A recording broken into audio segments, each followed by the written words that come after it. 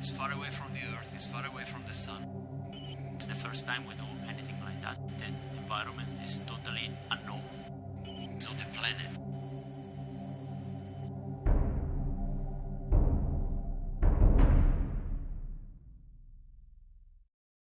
When I first heard the idea of Rosetta, I thought it would be extremely difficult. We've never flown a spacecraft to a comet. It's the first time anyone has actually attempted To land on a comet, anchor its surface, collect samples. That we arrive at the comet, we don't fly by. We stay there, we orbit it. None of this has ever been done before. Rosetta Rosetta travels a total distance of about 7 billion kilometers. Rosetta was launched in March of 2004, has flown past Earth 3 times, once past Mars, and then away from the Sun to the depth of the solar system, about 5 times further than the distance between Earth and the Sun. in die Tiefen des Sonnensystems. It is possible that the building blocks of life were brought to the primitive Earth aboard a comet, out there somewhere. Auf die frühe Erde gelangt sind. I started hearing about Rosetta in 1996. There was immediately, let's jump on it. It's an extremely challenging idea. Nevertheless, it never looked impossible to me. It's a matter of learning, it's a matter of getting the right accuracy, getting the right tools. And at that time, we had none of those, but we had time to prepare them.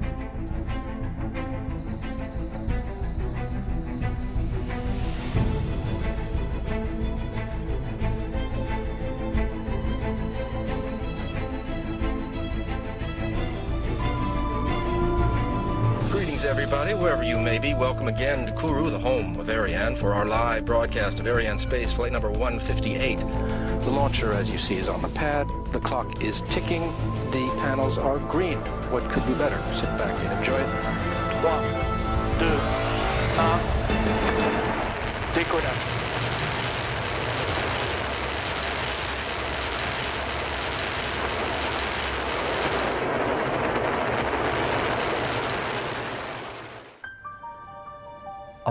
On Earth, there is probably no surface exactly like that of a comet, which could turn out to be either much softer than new-fallen snow or as hard as a sheet of ice.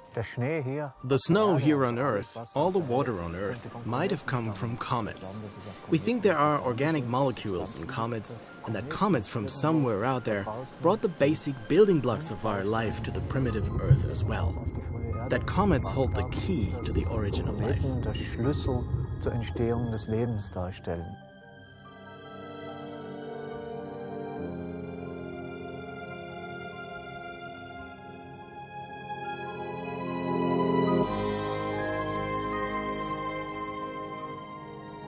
Every single comet is of scientific interest, but Churyumov-Gerasimenko is one of the few on which the Philae lander can touch down. Lander Philae darauf abzusetzen. Philae is a lander that will separate from its parent spacecraft in 2014, land on the targeted cometary region, and carry out a complete measurement program. Instead of bringing back the samples to Earth, we bring scientific instrumentation to the comet.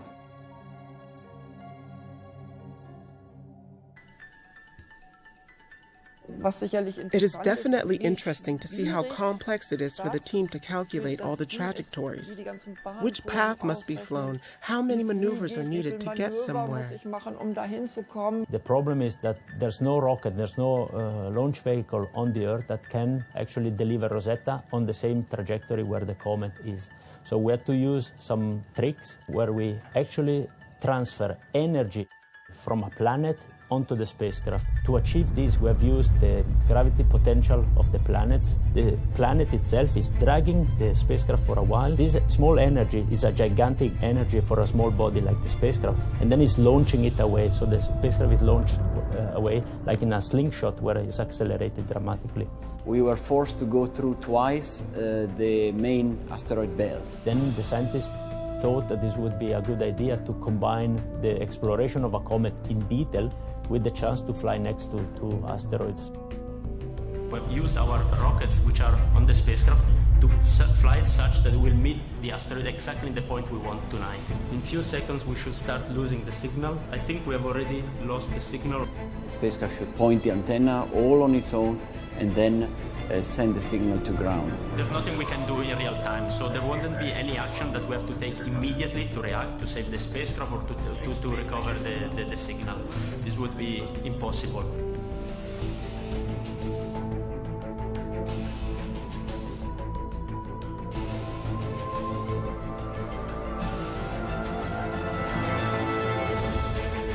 We have telemetry right now from the spacecraft. Congratulations. It's absolutely nominal what we can see. Was quite tense. Of course, you are looking forward to seeing the spacecraft coming back again, but this was the case, and then a large stream of images was downlinked from the spacecraft. It's like Christmas.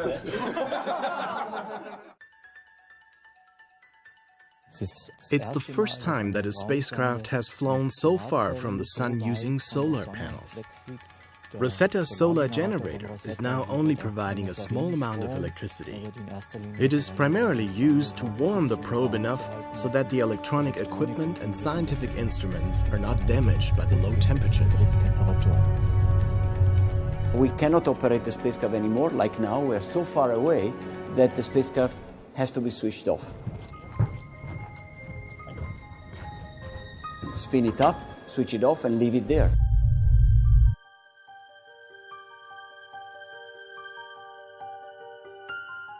The hibernation of Rosetta is lasting 2.5 years till January 2014. I have a bottle of champagne from the launch of Rosetta in my cellar since 2004, and then maybe this is an occasion to open it if and when the spacecraft comes back. For a spacecraft operator, not being in contact with the spacecraft is the worst thing that can happen.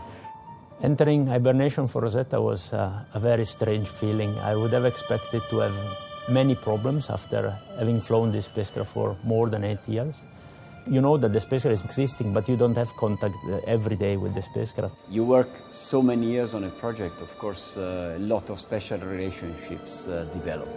You can't help it. It's almost like a member of the family. It's difficult to stay away. It's like with a child when it grows, and in the early years you are in full control, and then gradually you lose a bit the connection. It's still your responsibility. You feel a bit uneasy.